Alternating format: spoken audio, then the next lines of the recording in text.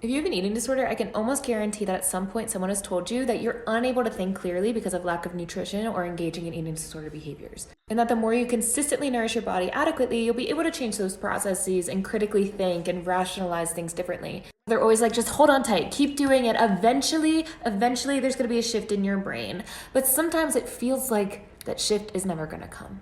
And I want to give a little psychoeducation on why that is, what parts of the brain is actually affected, and what changes in your brain physiologically when you are adequately nourishing yourself. A lot of people with eating disorders struggle with depression and anxiety at high levels, and that's because eating disorders affect your brain's ability to create serotonin and dopamine, which increases depression and anxiety and makes it really hard to critically think and to see things outside of the depression, anxiety, eating disorder lens, which in turn makes it so much harder to believe that you're ever going to recover when you feel so hopeless and so stuck.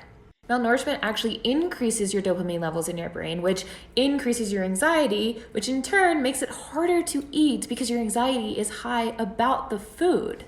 They also make cortisol increase in your brain, which makes you more hyper aware of your surroundings, of the food, of people.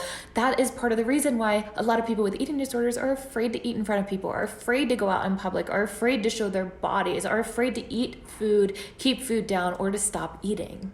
All these changes in your brain make it harder to regulate your emotions, regulate impulse control. It changes your reward system in your brain. What is rewarding and what isn't? Research shows that people's brains who are in recovery do go back to normal with time, with consistency, with patience. And everyone's recovery is different. It might take someone a really short amount of time. It might take someone a long amount of time. And it also depends on how long you've had your eating disorder, how long you've acted on behaviors, how intense your behaviors are.